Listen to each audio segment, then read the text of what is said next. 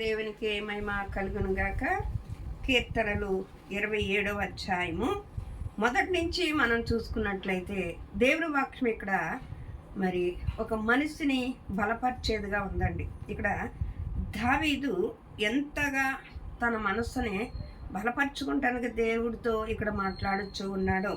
యెహోవా నాకు వెలుగును రక్షణై ఉన్నాడు, నేను ఎవరికి భయపడదును?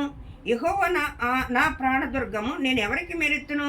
నా శరీర మాంసము తినడికే దుష్టులు నా మీదకి వచ్చినప్పుడు, నన్ను బాధించే శత్రువులు నా మీదకి వచ్చినప్పుడు వారు తొట్టెల్లి కూలిదురు. నాతో యుద్ధము చేయుటకు దండు దిగినను నా హృదయము భయపడదు. నా మీద యుద్ధము రేగినను దీనిలో నేను ధైర్యము విడవను. ఎంత అద్భుతమైన మాట చూడండి. ఆయనే మనకి రక్షణను వెలుగై ఉన్నాడండి. ఆయనే మనకు ఆశ్రయ దుర్గమై ఉన్నాడు. ఆయనే మన కోట, ఆయనే మన కొండ, ఆయనే మన సర్వం, ఆయనే మన సర్వస్వం. ఎందుకంటే మనము ఎక్కడ ఉన్నామంటే అంచె దినాల్లో ఉన్నామండి, అపాయకారమైన దినాల్లో ఉన్నాం, దుర్దినాల్లో ఉన్నాం. దేవుడు రాకడ అతి సమీపంగా ఉన్నది. భయంతో బ్రతకవలసి వస్తుందండి ప్రతి దినము కూడా. ఏ దినమున ఏం జరుగుతుందని భయముతో బ్రతుకుతూ ఉన్నాడు ప్రతి మానవుడు కూడా. ఎక్కడ చూడండి, ఎక్కడ చూసినా కానీ మరణ ఘోషే వినబడుతూ ఉన్నది. ఎక్కడ చూడండి, అక్కడ తిరగబడిపోయిన బస్సులు, ఇక్కడ తిరగబడి విమానాలు, అక్కడ రైలు తిరగబడి, ఎక్కడ చూడు మరణ ఘోషే వినపడుతూ ఉన్నది. ఎక్కడ చూడండి సంతోషం లేదు, సమాధానం లేదు, నెమ్మది లేదు. దేవునిలో ఉన్నవారికి నెమ్మది, దేవునిలో ఉన్నవారికి సంతోషం, దేవునిలో ఉన్నవారికి ఆనందం. ఎందుకంటే ఇక్కడ ఈ శరీరానుసారంగా మనం విడిచిపెట్టి ఆత్మ మన దేవుని దగ్గరికి వెళ్ళిపోతుంది కాబట్టి ఇక్కడ బ్రతుకునున్నాలో సంతోషమే. ఇక్కడ ఈ దేహాన్ని విడిచిపెట్టి వెళ్ళినా కానీ మనకి సంతోషమే. ఎందుకు అంటే ఇక్కడ కళ్ళు మూతే అక్కడ కళ్ళు తెరుస్తాం. దేవుడు కృపాసమును ఉండటానికి ఆయన మనకి ఎలుగులోనికి నడిపించాడండి. మనల్ని చీకటిలో నుండి తన మహిమైశ్వర్యమైన ఎలుగులోనికి నడిపించాడు. తన గుణాతిశయములోనికి మనల్ని నడిపించాడు. ఆయన మనకి రక్షణ ఇచ్చాడండి. రక్షణ ఈ లోకములో ఎన్ని ఆస్తులు అంతస్తులు కొనగలుగుతాము కానండి, ఆయన విలువైన రక్షణ కొనాలి అని అంటే క్రీస్తు రక్తములో కడగబడాలండి. అది వెలపెట్టి కొనబడిందండి. అది ఈ లోక ధనం పెడితే వచ్చేది కాదు. అది ఈ లోకపరంగా ధనధాన్యములు కుప్పలు వేసిన వచ్చేది కాదండి.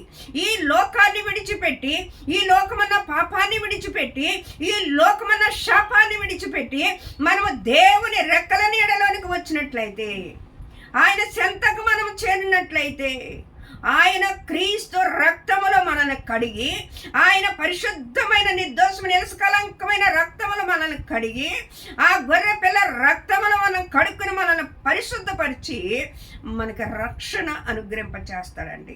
ఆ పరలోకానికి వారసులుగా మనల్ని చేస్తాడు.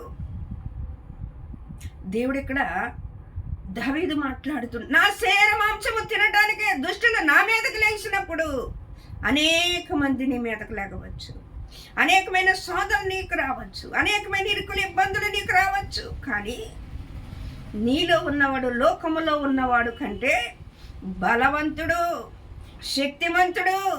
ఆయన శరీరధారిగా వచ్చిన ఆయన సమస్తమును జయించినవాడు, ఆయన శిలువ మరణమును జయించినవాడు, ఆయన సతాన్ని జయించినవాడు, ఆయన పునరుద్ధానుడై లేచినవాడు. ఆయన నీ కొరకు నా కొరకు పరలోకములో నివాసములను సిద్ధపరచడానికి వెళ్ళినవాడు. ఆయన త్వరలో రానై ఉన్నాడు. ఆయన త్వరలో రానై ఉన్నాడు. నీవు ఈ లోకాన్ని విడిచిపెట్టి ఎలాగ వెళ్ళినప్పటికైనాను నీ ఆత్మ దేవుని దగ్గరికి చేరుతుంది. ఎందుకంటే గొర్రెపిల్ల రక్తములో నువ్వు కడగబడి ఉన్నావు కాబట్టి, నీ పాపములన్నిటినీ విడిచిపెట్టావు కాబట్టి, నీ పాపములకు ప్రాయశ్చిత్తమును ఆయన సిందించాడు కాబట్టి, నీ దోష శిక్ష కొట్టువేయబడ్డదు కాబట్టి నువ్వు పరలోక రాజ్యానికి వారసురాలుగా ఉండటానికి దేవుడు కృప చూపించి ఉన్నాడు. దేవుడు ఇక్కడ చలవిస్తూ ఉన్నాడు కదా. ఇంకా నాతో యుద్ధము రేగినను. చూడండి, ఎక్కడ చూసినా యుద్ధాల కిందే ఉన్నాయండి. ఏ కుటుంబాలు చూసిన యుద్ధాలే, ఏ దేశంలో చూసిన యుద్ధాలు, ఏ రాష్ట్రంలో చూసిన యుద్ధాలు, ఏ గ్రామంలో చూసిన యుద్ధాలే. ఎక్కడ చూసినా కుట్లాట్లు, గుద్దులాట్లు, గొడవలు. కానీ ఆయన సమాధానకర్త అయి ఉన్నాడండి. నువ్వు దేవునితో ఉంటే నీకు సమాధానం, దేవునితో ఉంటే నీకు నెమ్మది. ఎవరి మనస్సు నీ మీద ఆనుకున్నదో వారిని పూర్ణ శాంతి గలవానిగా నేను చేస్తానని దేవుడు చెప్పాడండి.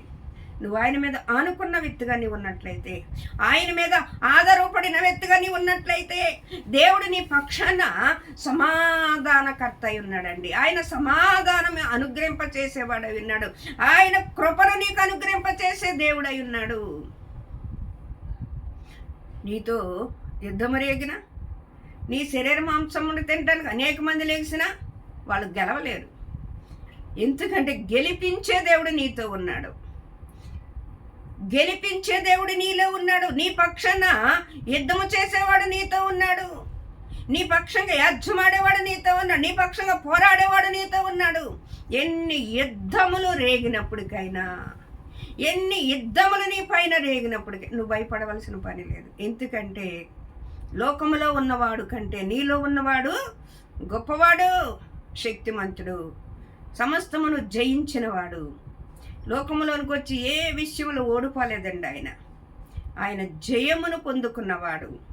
ఆయన ప్రవర్తన లేఖనములన్నీ నెరవర్తింప చేసినవాడు. అంత గొప్ప దేవుణ్ణి కలిగి ఉన్నాం మనం. అంత శక్తిమంతుడిని మనం కలిగి ఉన్నాం. మన దేవుడు సజీవుడు. ఆయన యుగ యుగములు యుగ యుగములు యుగ యుగములు యుగ యుగములు. ఆయనకు అంతము లేదండి. ఆయనకు అంతం లేదు. ఆది అంతమై ఉన్నవాడు ఆయన.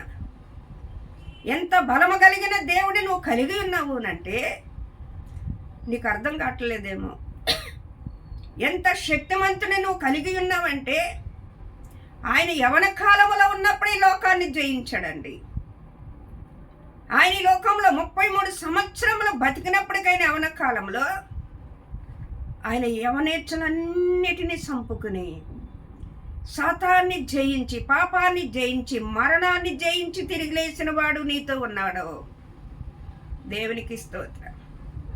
అంత బలము కలిగిన దేవుడు మనలో ఉన్నాడు కాబట్టి మనము ఎవ్వరికీ భయపడవలసిన అవసరం లేదు.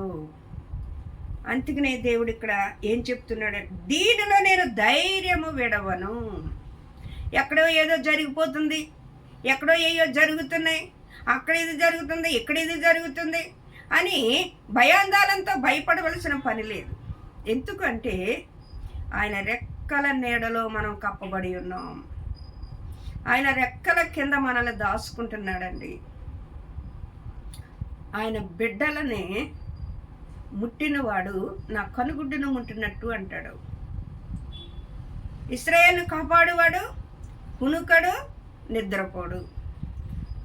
ఆయన నిన్ను కాపాడటానికి ఎప్పుడు ఎనీ టైం నీకు సమీపంగా ఉన్నవాడండి. ఆయన కృప యుగ యుగములు నిలిచి ఉంటుంది. యుగ యుగములు నిలిచి ఉంటుంది. దేంట్లో భయపడుతున్నావు? దేంట్లో అవదారిపడుతున్నావు? దేంట్లో నేర్చుకెళ్ళిపోతూ ఉన్నావు? నీ సమస్యల్ని, నీ పరిస్థితుల్ని, నీకున్న కష్టాల్ని, నీకున్న పరిస్థితులు నువ్వు చూసుకుంటే ఆత్మీయతలో సల్లారిపోతావు.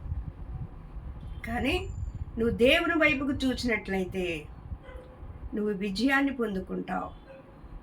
ఒకవేళ అనేక మంది నిన్ను బలహీనపరచవచ్చు. అనేక మందిలో నుంచి వచ్చి నిన్ను బలహీనపరిచే మాటలు మాట్లాడవచ్చు. కానీ నీ విశ్వాసము ద్వారా బలమైన మాటలు నువ్వు మాట్లాడినట్లయితే నీ విశ్వాసము ద్వారా నేను కార్యం చూస్తావు.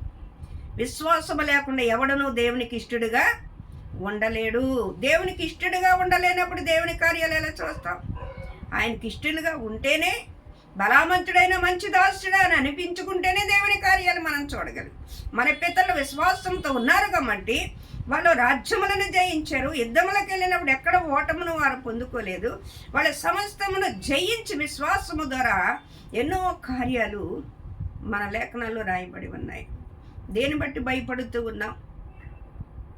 ధైర్యము విడవను అంటున్నాడండి. మనం ధైర్యము విడిచేవారుగా ఉండకూడదు. వాగ్దానం పొందుకోవాలంటే మనకు ఓర్మి అవసరమై ఉన్నదని దేవుని లేఖనాలు చదివిస్తూ ఉన్నాయి. నీ విశ్వాసము బలమైందైతే బలమైన కార్యాలు నువ్వు చూస్తావు. నువ్వు ఏదైతే ఊహించుకున్న, ఏదైతే అనుకుంటున్న, ఈ మనసులో ఏదైతే దేవుణ్ణి అడిగి ప్రార్థన చేసి దేవునికి అప్పగిస్తున్నావో ఆ కార్యము కొరకు ఎదురు చూడడానికి విశ్వాసంతో నిలబడినట్లయితే దేవుని కార్యాన్ని తప్పకుండా చూస్తావు. నీతిమంతుల కోరిక ఉత్తమైంది అని దేవుడు చలవిస్తూ ఉన్నాడు.